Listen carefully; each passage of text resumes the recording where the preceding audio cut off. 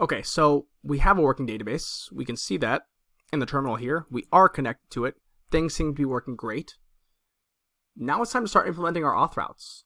So go ahead and head into routes/auth.js, and let's go ahead and replace this stuff right here with the proper mechanisms, or at least what it should be doing. Now in the login route, we want to get the user from the user.login method, and we'll pass it the rec.body, which is the request body. Then we will return res.status 200, and we will send back some JSON with the user. Simple enough. Now here we can replace this with const user equals await user.register, same thing, rec.body, and then we will return res.status, and we will use 201, which means created.json user. Pretty simple, nothing too fancy here.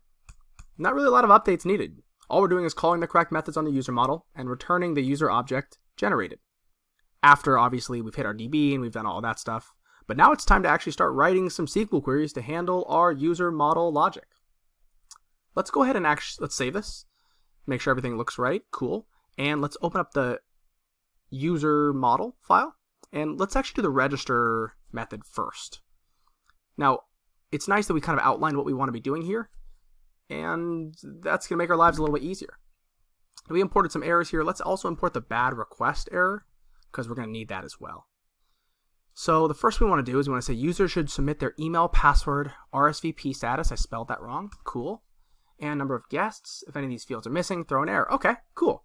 So we'll just define, hey, all of the required fields equals, we want to make sure that the email exists, the password exists, the RSVP status exists, and the num guests exists. Well, let's make them JavaScript camel case, num guests, like this. Then we will say, hey, for each of those required fields, for each field, we want to make sure that the credentials has that field. We'll say if not credentials.has own property that field, then we will throw a new bad request error that just says missing field in request body. Now this has own property method, that's a generic JavaScript object method that just checks to say, hey, does this field already exist on whatever object we're calling it from? Now the other thing we might want to do here is we probably want, well, you know what, that's fine for now. This is good. This works exactly like we want it to.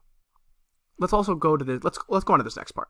Make sure no user already, spell that wrong again too, nice, exists in the system with that email. If one does, throw an error. Okay, so now we actually have to start implementing our first SQL query. We need to hit the database and say, hey, does this user exist in the database with the email provided on the credentials object?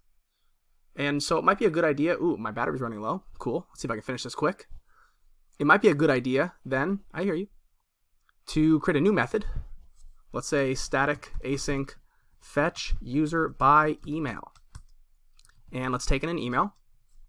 And let's do a couple things here. Let's just say if not email, we'll throw a bad request, because we want to make sure that whoever calls this method has passed an email. No email provided. And then we will do the actual querying. So let's say const query equals, we want to select all from users where email equals $1. Now this $1 thing here is a little funky. We'll get into that in a second. The next thing we're going to do is we're actually going to execute that query. So we're going to say const result equals await db.query, and we'll take the query we just defined, and then we will pass it the email .to lowercase. So we're going to lowercase it just to make sure. Then we'll say const user equals result.rows0. Now this is just part of Node Postgres, the PG package that we're using to connect to Postgres.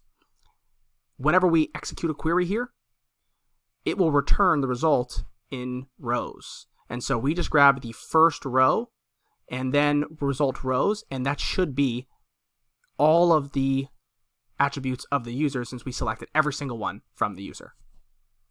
So then all we need to do is return the user. Great. And so now this fetch user by email method we can use right here to check to see if that user already exists in the system.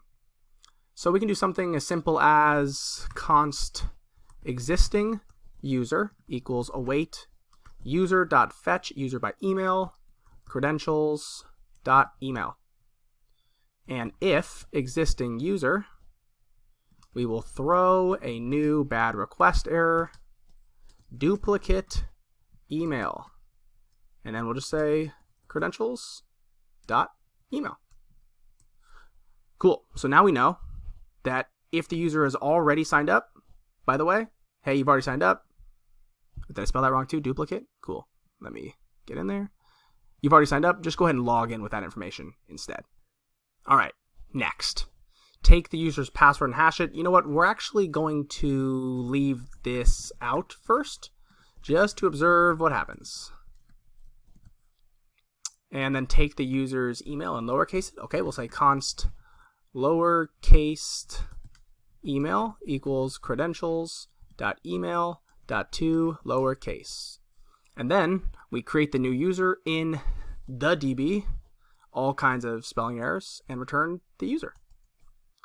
Okay, so we'll say const result equals await db.query, and we will say, let's do the query right in here. We'll say insert into users the email, the password, the RSVP status, and the number of guests. And we will provide it with the values of $1, $1, $2, $3, $4, returning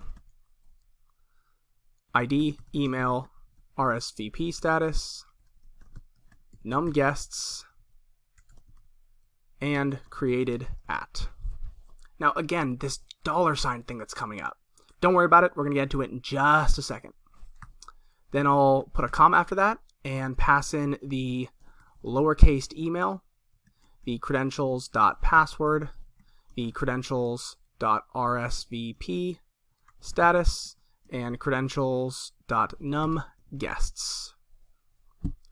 All right, and last but not least, we return the user. We say const user equals result.rows 0, and then return the user.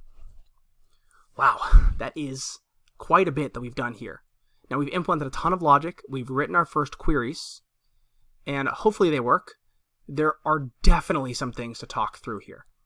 But let's go ahead and save this for the time being, make sure we get no errors, and then let's talk through them and test out the methods we just wrote in the next video.